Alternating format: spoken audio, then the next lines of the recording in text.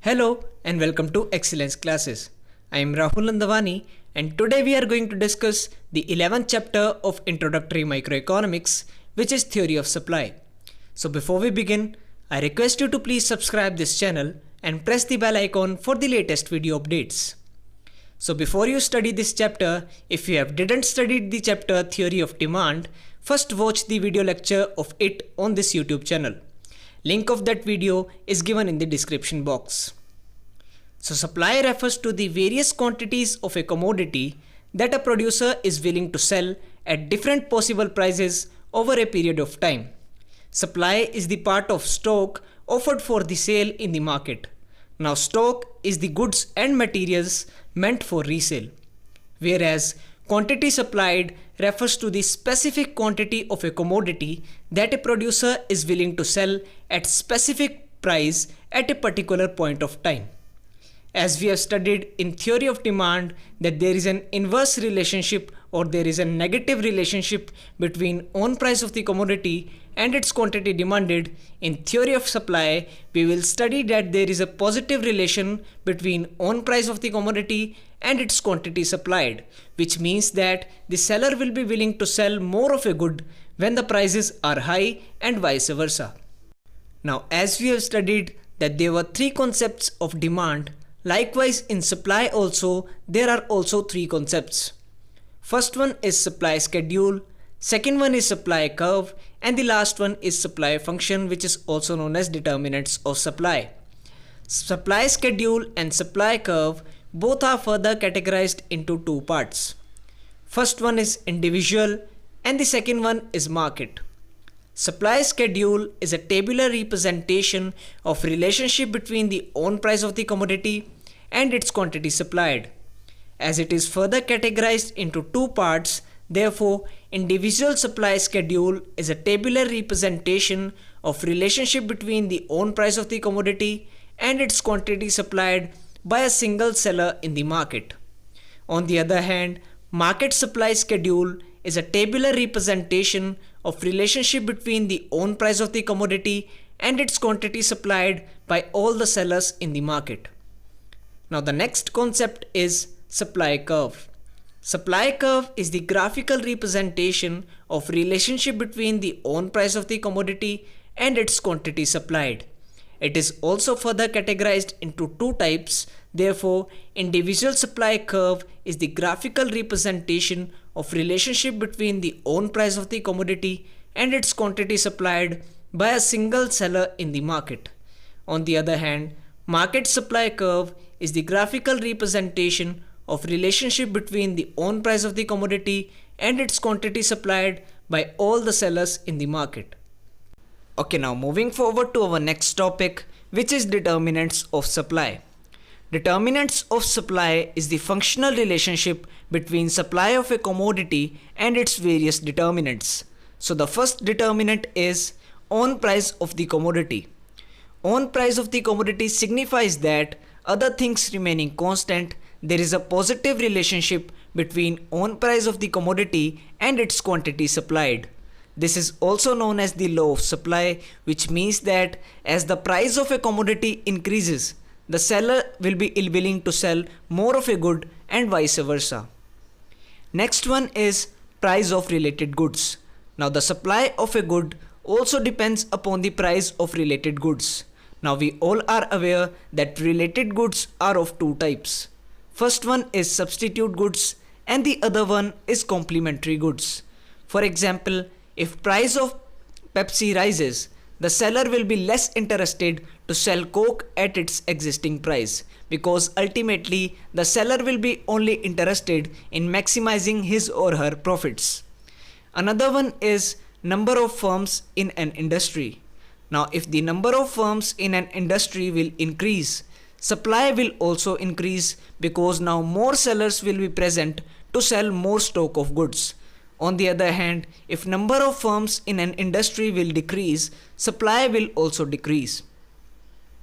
Next one is goal of the firm. If the goal of a firm is profit maximization, more quantity of a commodity will only be offered at a higher price. On the other hand, if the goal of a firm is sales maximization, more quantity of a commodity will be offered even at an existing price because more people can afford to purchase the goods at a less price. Now the next one is price of factors of production. Factors of production are labor, land, capital, etc. used in the process of production. If prices of factors of production decreases, cost of production will also decrease. Accordingly, more of the commodity is supplied at its existing price.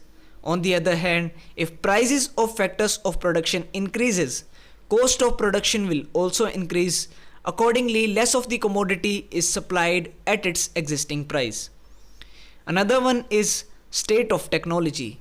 If there is improvement in the technique of production, cost of production will decrease. Accordingly, more of the commodity is supplied at its existing price.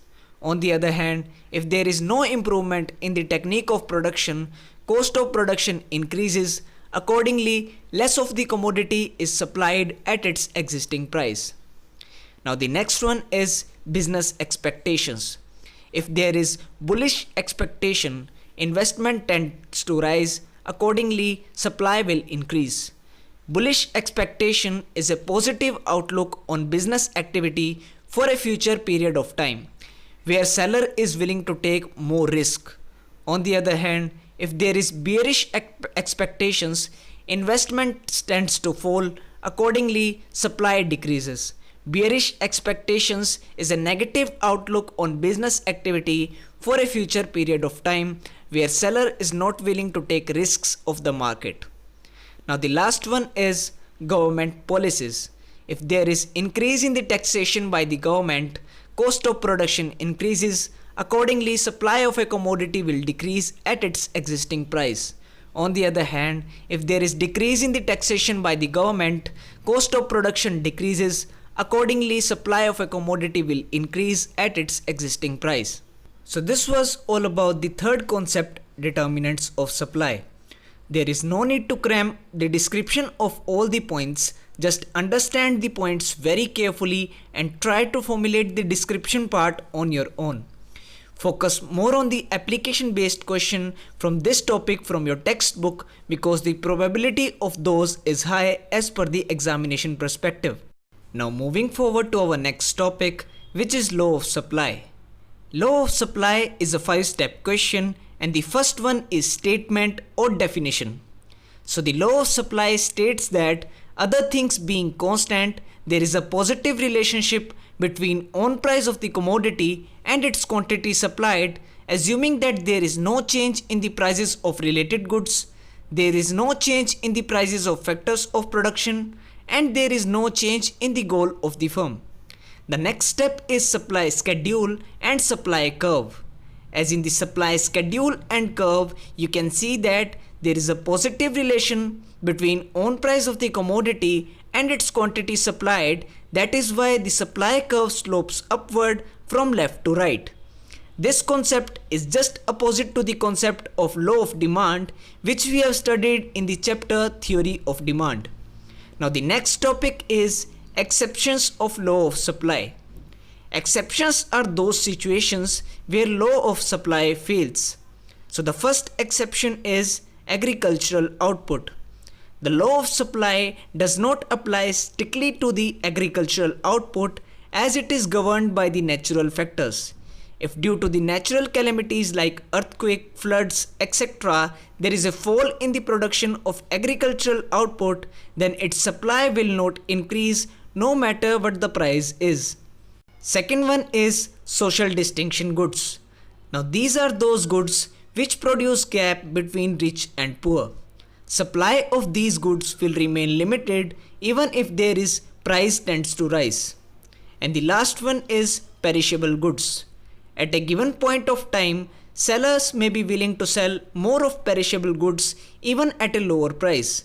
This is because the shelf life of perishable goods is very short. For example, milk, eggs, etc. So this was all about the situations where law of supply does not apply. Now we are going to study the causes of increase and decrease in supply. So the reasons behind increase in supply are improvement in technology, reduction in the factor prices, increase in the number of firms in the industry, shift in the goal of the firm from profit maximization to sales maximization, decrease in the taxation or grant of subsidy by the government, etc. On the other hand, the reasons behind decrease in supply are outdated technique of production is used, increase in factor prices, decrease in number of firms in the industry, shift in the goal of the firm from sales maximization to profit maximization, and increase in taxation or decrease in grant of subsidy related to the production. Now moving forward to our next topic, which is degrees of price elasticity of supply. And the first degree is unitary elastic supply, where elasticity of supply is equals to 1. Now when there is proportionately equal change in both own price of the commodity and its quantity supplied, this scenario is known as unitary elastic supply. In this case, supply curve is a straight line positively shaped from left to right. Next one is elastic supply, where elasticity of supply is greater than 1. Now it is a situation when there is proportionately greater percentage change in quantity supplied owing to a lesser percentage change in price of the commodity. This situation is known as elastic supply. Another one is inelastic supply, where elasticity of supply is less than 1. Now it is a situation when there is proportionately lesser percentage change in quantity supplied owing to a greater percentage change in own price of the commodity. Next one is perfectly inelastic supply, where elasticity of supply is equals to 0. Now it is a situation when there is percentage change in price but there is no change in quantity supplied. In this scenario, a vertical straight line curve parallel to the y-axis represents constant supply. And the last one is perfectly elastic supply, where elasticity of supply is equals to infinity. Now it is a situation when there is continuous increase in supply at a constant price of the commodity. In this case, a horizontal straight line curve parallel to the x-axis shows unlimited supply corresponding to the particular price of the commodity. Now the last topic of this chapter is factors affecting price elasticity of supply. And the first factor is nature of inputs used in the process of production. Now if inputs used in the process of production such as land, labor, capital, etc. are easily available, supply will be elastic. On the other hand, if these inputs used in the process of production are hardly available, supply will be inelastic. The next one is natural constraints. Now if the product takes lesser time to produce, supply will be elastic. On the other hand, if the product takes longer time to produce, supply will be inelastic. Another one is risk taking.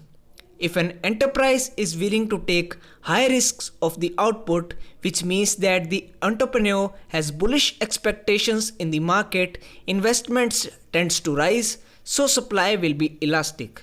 On the other hand, if an enterprise is not willing to take risk of high output, which means that the entrepreneur has bearish expectations of the market, investments tends to fall, hence supply will be inelastic. Next one is nature of commodity. Now if the product is perishable in nature such as milk, egg, etc., supply will be inelastic due to shorter shelf life of the product. On the other hand, if the product is durable in nature and not perishable in nature, supply will be elastic due to the longer shelf life of the product. Another one is cost of production. Now if the cost of production increases, supply will be inelastic. On the other hand, if the cost of production decreases, supply will be elastic. And the last factor is technique of production. Now if there is complex and expensive technology is used in the process of production, cost of production will increase, hence supply will be inelastic. On the other hand, if there is simple and less expensive technique of production is used, cost of production will decrease, hence supply will be elastic. So this was all about the 11th chapter of Introductory Microeconomics, Theory of Supply. Revise this chapter just after studying the theory of demand, because both of these chapters are just opposite to each other, so it will be easier for you to memorize the concepts. Thank you so much for watching this video.